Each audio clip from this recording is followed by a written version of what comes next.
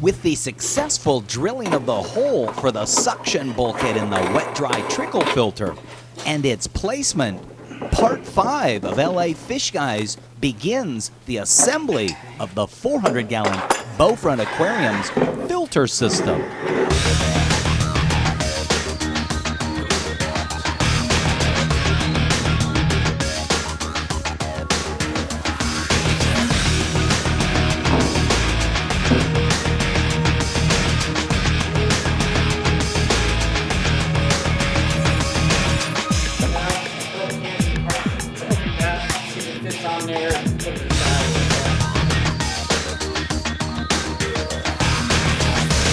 And as I mentioned, Part 5 encompasses the installation of the aquarium's filter system.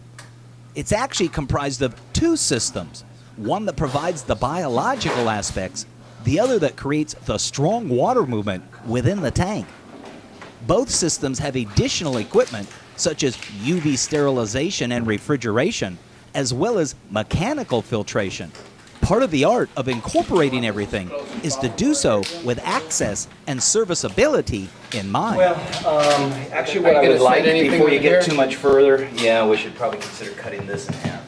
What I'd like is for you to redo that whole length of pipe. The goal is to have this as close to the bottom as possible. That way, if you have to remove it, you're removing the minimum amount of as possible. Now, if that's going to screw you up as far as the amount of PVC pipe you have left, no, then don't do it. But do you understand what I'm saying? So if we ever had to take out that pipe or that pump, I've got that all to take with it. Does that make sense to you?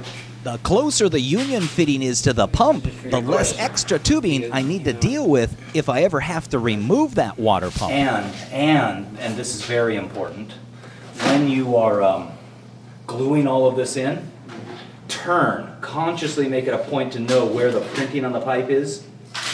I don't want to see any printing.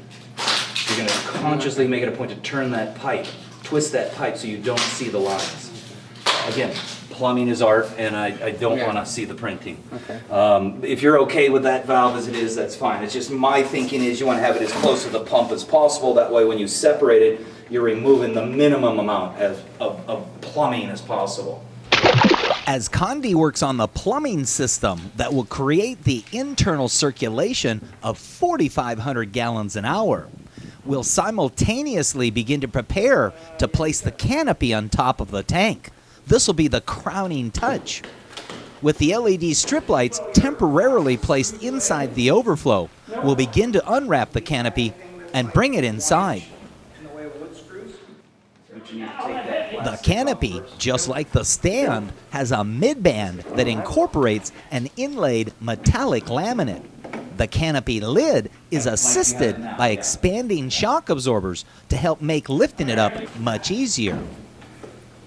So we've lifted the canopy up in place. You can see it's got that metallic trim on it as well. And it really looks sharp. It balances out the whole unit. I won't open this yet, but he's got shocks or a gas shock that'll help lift this up and allow it to be a little easier to handle, because that's just a pretty heavy piece by itself too. With the canopy now in place and Condi finishing the plumbing on the circulation water pump, I think I've located the best place for the UV unit. Right up front, just behind the door. For me, this is easy access, and when plumbed in with soft tubing, it will be very easy to replace the bulbs when needed. There you go, keep going. I'm using that board back there as an alignment. There, okay. So now that's completely vertical. Does that give you enough space here? Now see, we're kind of going to run into an issue here. We don't want to. Okay, so you got to think about that before you get that whole thing plumbed in there. The little white platform is used for the canister filter to sit on.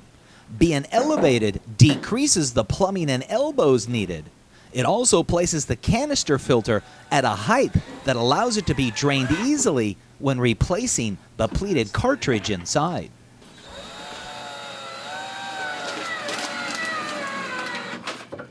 These C-clips that I'm installing will hold the UV unit. This will easily unclip so as to allow me to remove the unit when needed. And I mentioned earlier a vertical support. Unless you want to put an obstruction, I don't care. All right, so Condi, he's gonna put this vertical support in Here, I'll get it, I'll get it. right here. It'll miss your exit here, and it'll hold in the wet-dry trickle filter. Do you see any reason for that being in the way? Nope. Oh, you know that's And with that, we'll secure the vertical support. Oh, that was easier. All right, so that one's in. Extra support. So here, look. Ready? And it's not mounted, but I am not tall enough to get it up high enough till the springs take over. Where's your ladder? See? There you go. This goes up even further. And our first test of the Canopy expanding assist shocks proves adequate. How high does it go up? But it also appears as though the tank is so tall, it requires a step ladder just to reach the top of the canopy lid. These barbed And elbows. as a safety, I've asked for an additional stick of hardwood to be used as a safety leg to make sure the lid stays up while I'm servicing the tank. As we secure the canopy to the wall behind the tank and confirm that the mock-up we've done to the plumbing system is what we want, it's now time to begin to glue and thread Which the pipe? various fittings. The one that's going towards showing. This is a flash now.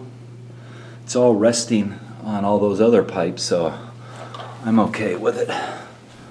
Not including the soft tubing, the hard pipe portion of the job is now ready to go to the next step. And that next step is the gluing with PVC cement and threading with Teflon tape. And then from there, it's the careful tightening of the threaded fittings, adapters, and inserts. Hi there, my name's Jim Stime, and you know me as the LA Fish Guy. Well, I also wear a couple of other hats. One of them is the jellyfish tank called the Jelly Aquarium, and the third is myfishtank.com. I offer an entire line of acrylic aquariums ranging from rectangular to hexagon, flatback hex, as well as the custom curve front aquariums. There's also an entire line of stands and canopies ranging from MDF to pine to oak with a variety of different finishes available. And the website is even smart enough that you can calculate what the freight and crate charges to your location will be. That's myfishtank.com. He used to buy 600 gallons of ocean water every 2 weeks. Now he makes his own for a third of the cost. He designed, bred, and services jellyfish tanks on a regular basis, but has never been stung. He cleans some of the finest aquariums in town, but never finds enough time to clean his own. He makes 200 gallons of purified water at one time, then dumps a bag of salt into it. He has solved long-term hair algae problems using algae against themselves. He is the most interesting fish guy in the world. I don't always make DI water, but when I do, I prefer SpectraPure. Stay pure, my friends. Receive a $50 LA Fishguys discount on a SpectraPure Max Cap 90 5-stage RODI water purification system. Just call or go online to SpectraPure.com and mention or enter LA Fishguys coupon code LAFMAX50 to receive your LA Fishguys $50 discount. Okay, we have our ultraviolet sterilizer here. It's going to hold inside of it a bulb that generates a particular ultraviolet spectrum that to you and I could be damaging if you stared at it directly. To parasites, it's extremely creates bad day. This bulb will go down inside a quart sleeve that's inside this PVC cylinder, and the water will be pumped in from the bottom and exit the top. As it does so, it's exposed to those ultraviolet rays, so this becomes a sterilizer. So this bulb again slides down inside the quart sleeve, and we've got a connector here at the top that we'll connect into it.